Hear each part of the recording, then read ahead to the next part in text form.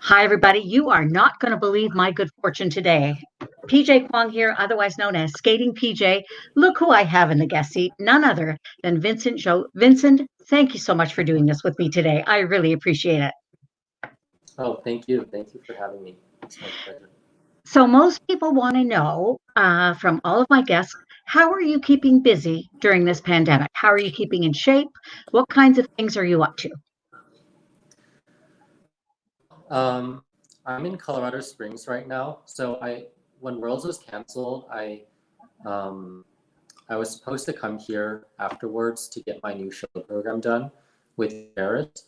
Um, but since Worlds was canceled, I couldn't go to Montreal, so I came straight here, and um, then everything shut down. So I got stuck here, and as a result, I've been spending some time enjoying what I didn't have time to, honestly, in the past here in Colorado Springs because I was training so much. I didn't really get a chance to, um, I didn't really get much of a chance to spend as much time outdoors as I wanted to. But um, now that now that in the past month or two, uh, there's not really too much going on. I had lots of time to go out and climb mountains, go on some nice hikes. Um, I saw some of my old friends, and now in Colorado, some areas are starting to open up a little bit, and so I'm finally able to be back on the ice a tiny bit. Um, there's lots of stuff everyone can do off the ice to stay in shape. Um, and I've been in touch with my trainers, my coaches, just making sure I have my routines in place. But hopefully things can start to go back to normal a little bit more. But I'm sure we'll all continue to be very cautious and proactive in staying safe and healthy. Safe and healthy, of course, is the real thing that's happening. I know one of the skaters that you admire is Patrick Chan. Patrick Chan used to drive everybody crazy because when he was in Colorado Springs, he loves to ride a bicycle. And the fear, of course, always was that he would go um, over the handlebars or something else that was kind of dramatic. Yeah. So I'm kind of happy to hear that what you're doing is just on your own 2 feet. That makes very good sense to me. I Now mean, I there's have plenty of dangerous things you can do on your own 2 feet, like figure skating. So fair enough. Fair enough. yeah. Speaking of dangerous, so I was mentioning to you before we went live that I'm often a stadium announcer at high level competitions, including the Olympics. So I want you to go through for me that moment. I think I've got a picture of it of landing that first quad lutz. Is this the picture? Or it's just a picture. That's from the program. Yes. First quad lutz at the Olympic Games belongs to you. What did that moment feel like?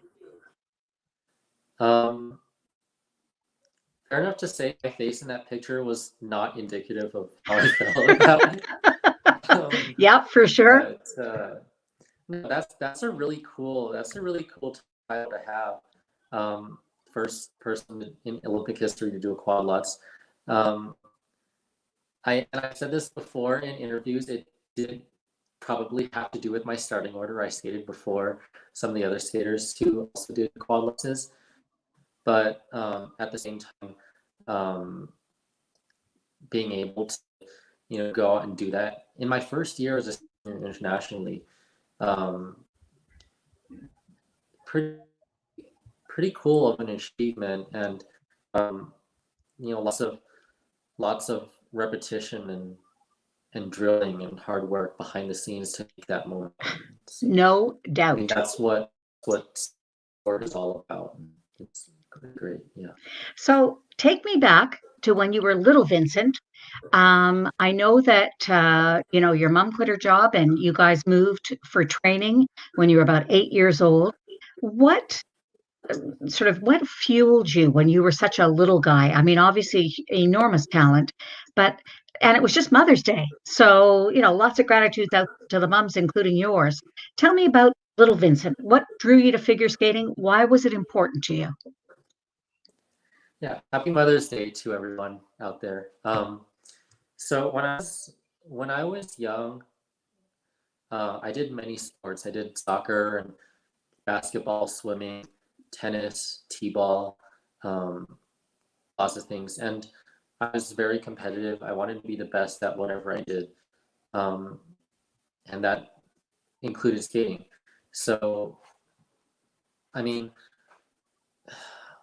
as I got to the age where you can't just do 17,000 different things anymore, and Yep. I had to choose between soccer and skating, and I ended up choosing skating because the time I had already invested into it. I mean, at that point I was already getting up at like 4 a.m. every day to go skate before school, and that kind of creates like routine kind of creates like dedication just to whatever is whatever that routine is.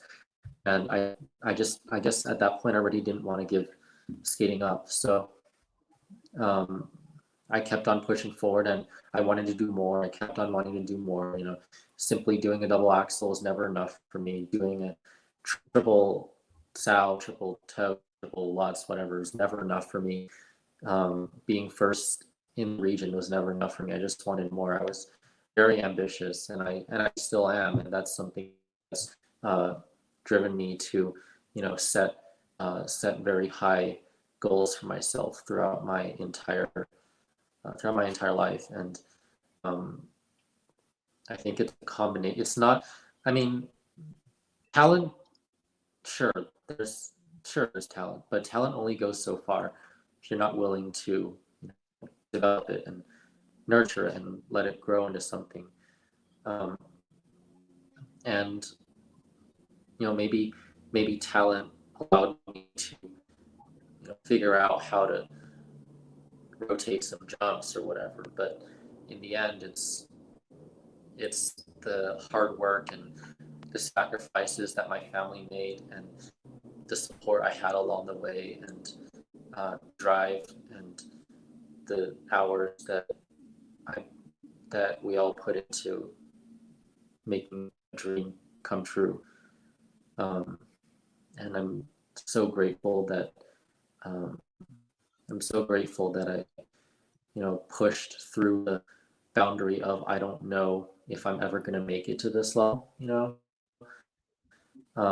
Like not knowing is a really scary thing. You don't have your is for nothing or for something great in the future. And um, my family was willing to take that leap of faith um, to risk the sacrifice and hope that um, I was going to, get to where I am now and beyond eventually. So, interestingly enough, my home city here, David Long, a coach that you spent some time with, he wanted to be reminded of some of the cool conversations you had here in my hometown in Toronto. So, what is it like to travel for training? You've obviously, between the training and the competing, occasionally you're living out of a suitcase. What is that like, and how has that been for you? Well, I've lived in many different places in order to skate. And I mean, how than the average skater at this level. Like I've moved to again. Okay. So first I moved to Southern California from Northern California. Then I moved to Michigan, and after that to Colorado Springs. And I've also trained in Japan with Mie Hamada, and now in Toronto. And from all that traveling over the years, I mean, I've kind of gotten used to this life where um, home is wherever your training rink is, and I've I'm used to being separated from family all the time now, and um, I'm not sure if it's a good or bad thing that I'm able to go there and just focus on focus on training and forget about some of the hardships that comes with moving around to train. But in the end, I think what helps a lot is knowing that I'm here wherever I am. I'm there to do a job, and I'm there to chase my dreams and do whatever it takes to get to the destination. And that's kind of helped motivate me to do whatever's necessary. And also, in addition to that, before I moved to Toronto, I was attending Brown, and I just skate all over the place at you know and any rink that was available, any sort of ice, I had to skate on it. And so when I moved to Toronto, it didn't really feel that different anymore. It's just another place. So This is a really interesting question. It's actually a comment about your Slow Dancing in the Dark program being Rafael Gonzalez's favorite program. Do you have a favorite program? uh,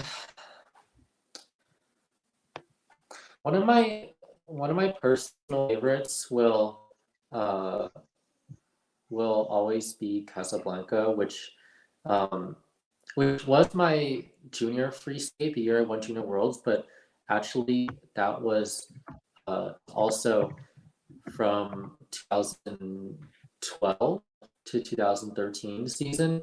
That was when I first moved up junior domestically. I was like 12 years. I was 11 years old and I turned 12 before nationals. But that was a really special free skate for me. It was choreographed by Justin Dillon, and it was that was the nationals in Omaha, Nebraska, where I won the junior title, and that was a really special performance for me. It was also my first ever international competition, which was Gardena Spring Trophy when that still existed, and I won that as well. But that was basically one of the programs that kickstarted my the realization that I might have a chance to become a great skater in the future. I Probably my favorite music I've ever used is uh, Moulin Rouge from the Olympics. If I could skate to that a million times, I probably would. It's such good music. I love that program, watching it too. Yeah. Yeah. And hopefully I'll be able to work with my choreographer Laurie Nickel and create some more favorite programs in the coming years. Do you know what's so interesting? As you mentioned, Laurie Nickel, a wonderful friend of mine, and honestly, one of skating's best treasures. I call her. She was really influential. I mean, you're still a young man, but as far as sort of helping you to define yourself as an artist, what has that process been like for you? Working with Laurie has been hugely impactful on my skating career, and so I'm just so grateful that that I have her on the team, because the heart that she puts into what she does is just unlike anything else you'll ever see. Um, and she just has this way of bringing out the best in a skate, bringing the soul out into the skating. And I know it's still a work in progress for me, but I mean the record speaks for itself. The the long history of um, you know of the greatest programs ever. It's just like you look at the name of the choreographer, it's Laurie Nichols, Laurie Nichols, Laurie Nichols. It speaks for itself. You know, when you talk a little about, Firsthand when I started working with her yeah, two two seasons ago now.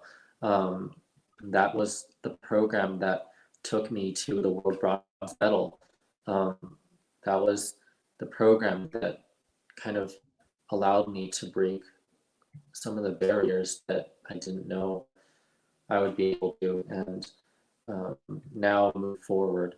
Um, I'm just, I'm really, really looking forward to what she and I can accomplish together, um, because she, I know that she's just an invaluable asset to have. Tell me about that world bronze medal. Um, you know, after 2019 U.S. Nationals, when I had scored 100 points in the short for the first time, and um, assigned to 4 continents, and my goal was to medal at 4 continents, and I achieved that, scoring 100 points in the short program for the first time internationally as well. I realized if everything went right, if everything went right, I might have a chance to get a world medal or bronze medal, but I knew it would be very slim and it would very likely be dependent on others' performances as well as my own. So I wasn't willing to put too much into achieving that. Rather, I focused on, improving my the cleanliness of my programs, and just working on consistency, making sure our mental game was right where it needed to be. And I remember saying in the press conference at 4 continents that that I had asked what my goal for Worlds was. I, I know have, I know I have the chance, no matter how small, to win a medal, but I don't like to focus on placement. I like to focus on skating the best that I possibly can. I said that, and people laughed at me for even thinking I had a chance to medal, and then I went and did it. And I skated two of the best programs of my life, and it was just a fluke. Then I went and skated even better at World Team Trophy, and I was at 299 points, which I'm still a little salty about. But no matter. That was basically the culmination of a whole season of struggling and being and feeling like and knowing that I wasn't good enough, and just so many struggles. Like every season, I tell myself it can't possibly get any harder than this, and then life just finds a way to prove me wrong every time. And it's just all the setbacks and all the self doubt and all the struggle. Eventually having a result like that makes everything worth it, and it's just helped me realize that no matter what you're going through, no matter how difficult the struggle is, you just gotta keep your head up and have a little faith, work through it, keep grinding, and success will occur in some way, shape, or form eventually. It's so interesting. I mean, you start off as just kind of a little kid and you love to skate, and then you start to get better. You're the youngest junior men's champion in U.S. history. So many accomplishments, junior world champion, of course. And then there's this other side of you that I didn't know about until you had sort of expressed your appreciation to Laurie Nickel on Instagram on this beautifully written Instagram post. You wear your heart on your sleeve. I came across a post of yours that was on Twitter. It was a letter that you'd written because you were upset with yourself in 2017 after the French Grand Prix event. And you just decided, I guess, to process your feelings in that way. And then from there, there's a post a week later on November 26th, 2017, also after midnight, which tells me that maybe you're a bit of a night owl. And it reads, "My awareness is my boundary. My perception of existence defines my limits. Maybe in a theoretical, branching universe, I could be infinite. Such a huge change from feeling discouraged to feeling like you could possibly be infinite. How did that transition happen in a week? Um, well, at the Grand Prix in France, where I had that disaster of a performance, that was probably the lowest low, and um, that really defined for me ups and downs leading up to the Olympics. Um, but beyond that, I realized that okay, now I don't have the Grand Prix final. I have a little bit of time for nationals. I'm really gonna take a step back and reset and um, kind of revisit the things that need to be changed leading up to Olympic qualifiers, essentially.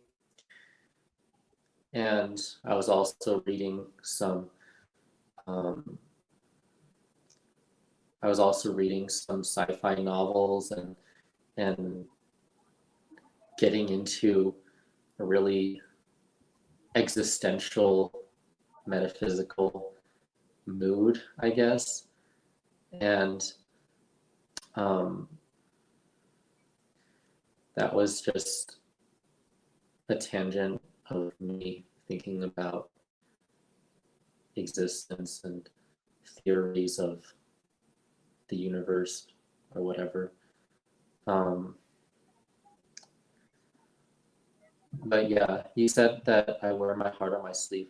I don't do that intentionally, but I like to I like to be as honest as I want people to know me for who I am rather than what they assume or what they think or what they see. Because everyone knows, it's 2020, that people like to say things, people like to assume things, people like to think things, and often there isn't much you can do about it. And so I just want to be as honest and open as I can in whatever sort of interaction I have with people, whether that be doing interviews or whether that be sharing things with my followers on social media or whatever. Um, I think it's good to be you. Absolutely.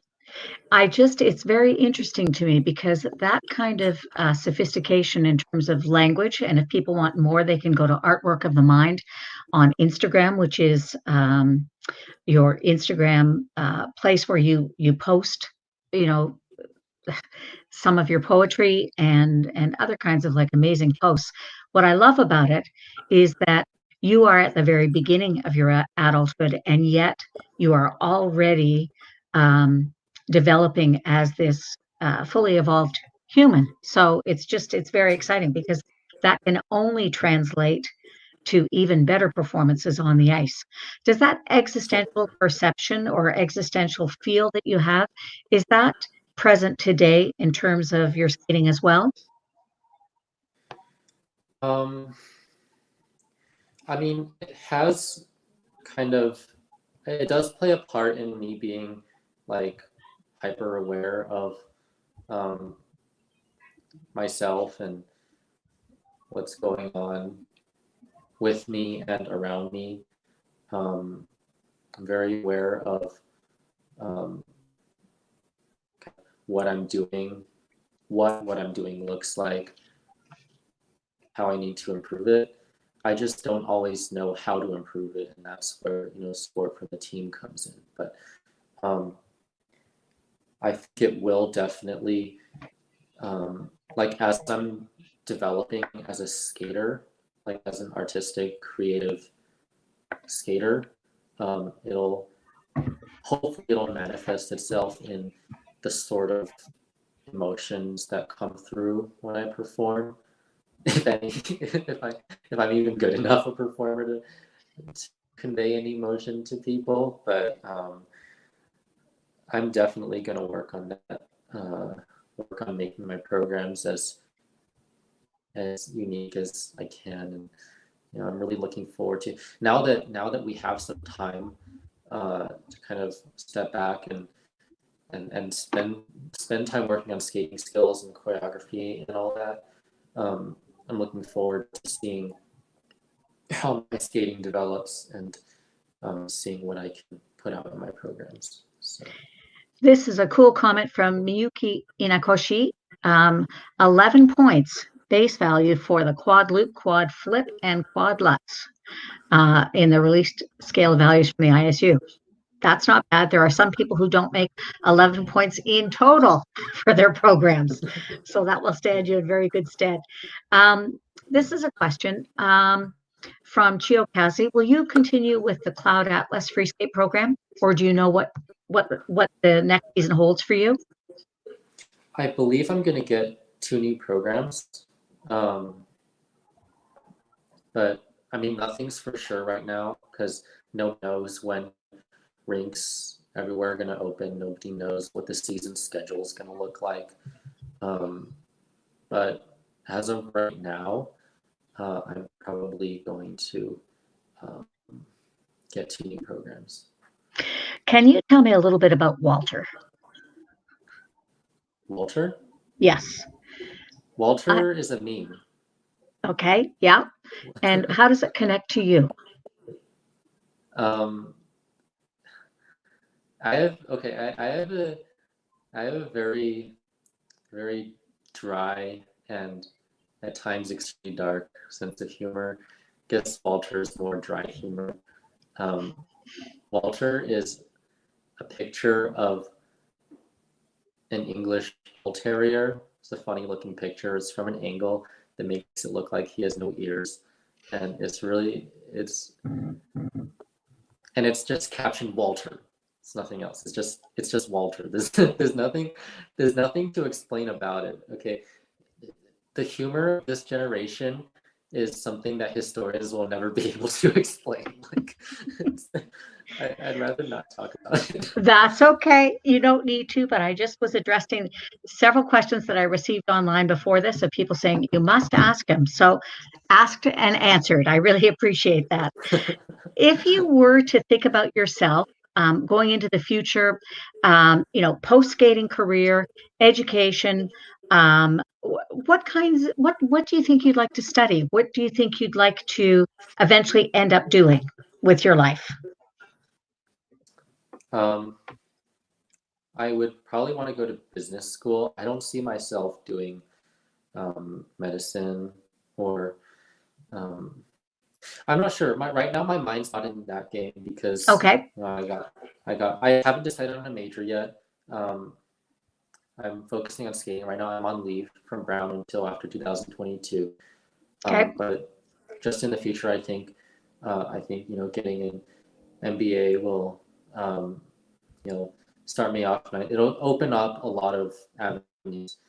I don't have to limit myself to one thing right now. So I feel that speaking for writers everywhere, that we want to make sure that you continue to write if you do nothing else. Yes, the business world can have you, but honestly, you got to keep writing because your words are just beautiful. Did you like language and did you like words when you were younger? How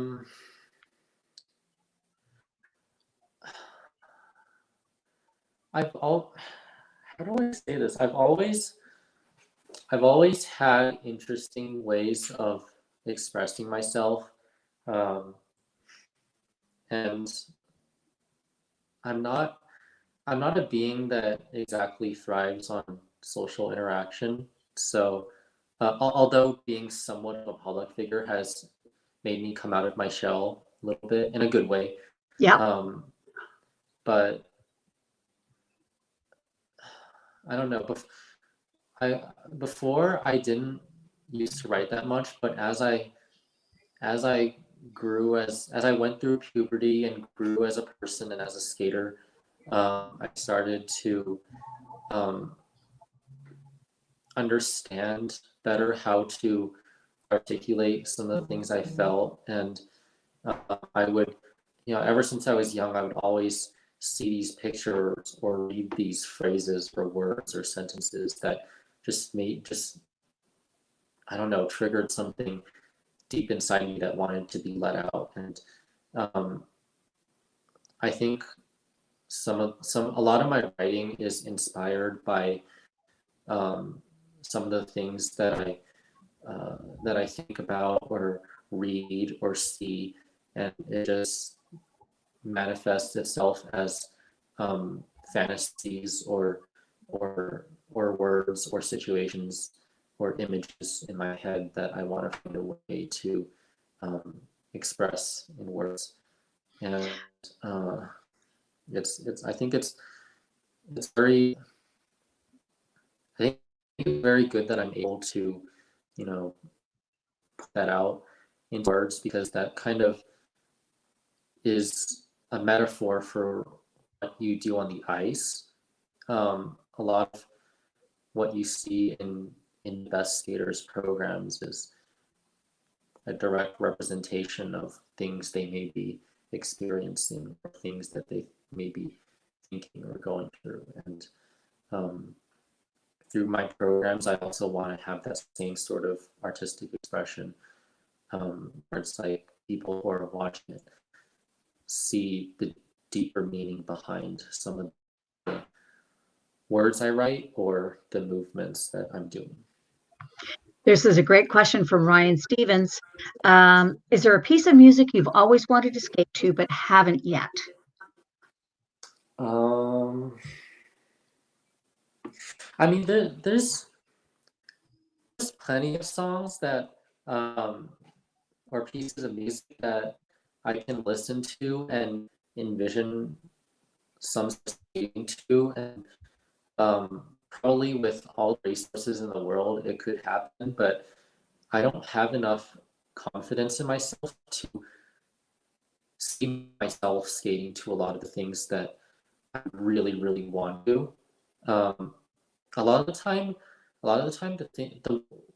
the way I skate, or at least what I envision when I listen to music, it's much harder than it seems in my head, and I don't end up being able to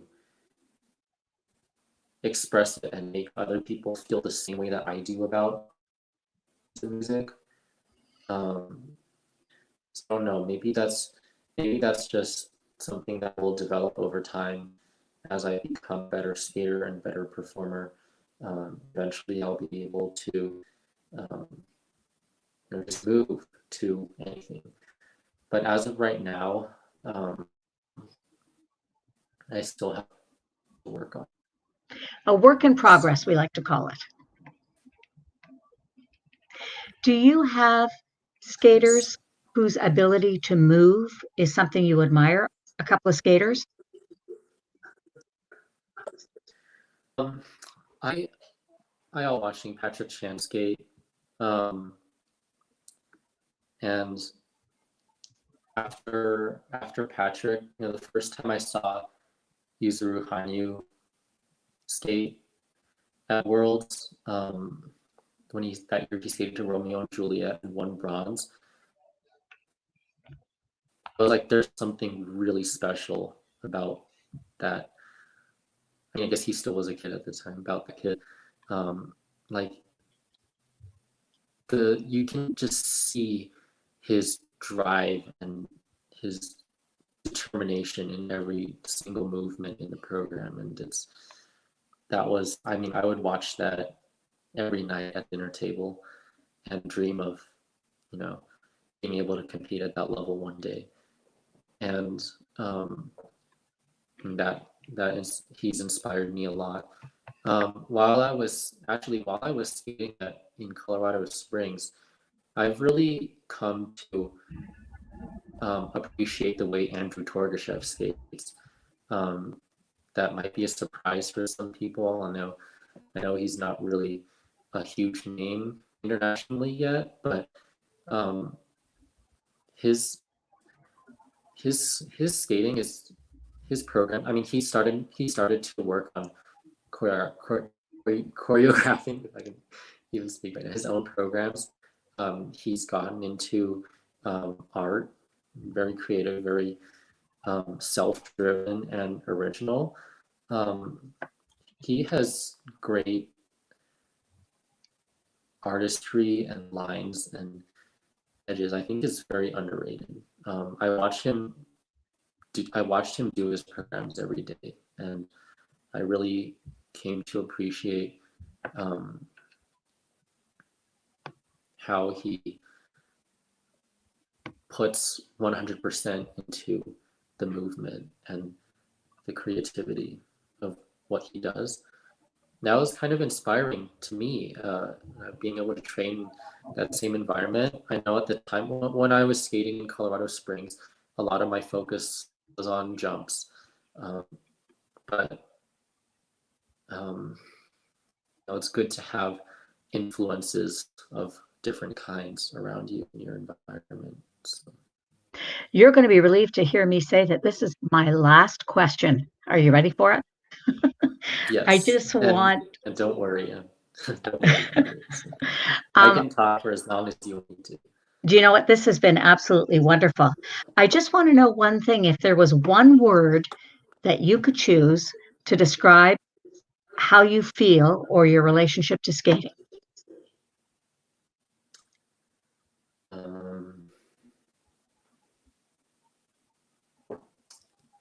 That's a really good question. I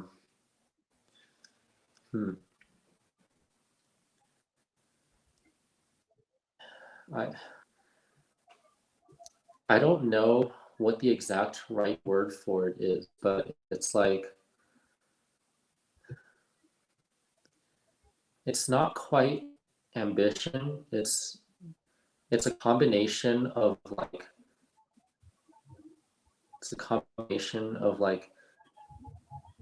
desire and like dream or hope or something like that. I've always believed somewhere in the back of my mind that I'm able to be the best one day, and fulfill my dreams and achieve everything I always want to do. And as long as that spark is there, I'm going to continue and work hard and do whatever it takes to get there. So. I'm going to tell you the one word that I use to describe my relationship to watching you skate, and that is truly wonder. I just, I can't wait for you to get on the ice, whether I'm announcing at a competition or just watching it, or I'm backstage waiting for you to come through to interview. You are truly a wonder. Honestly, I am so grateful you are in the sport. So I want to thank you for taking all of this time to talk to me and to all of your fans out there. And Vincent, people can follow you on at Go Vincent Zhou on Instagram and Twitter, and at I'm going to say it wrong, Artwork of the Mind, if they want to look at more of your writing. And thank you again for taking the time. I hope to talk to you soon. Thank you so much. Bye for now. Bye.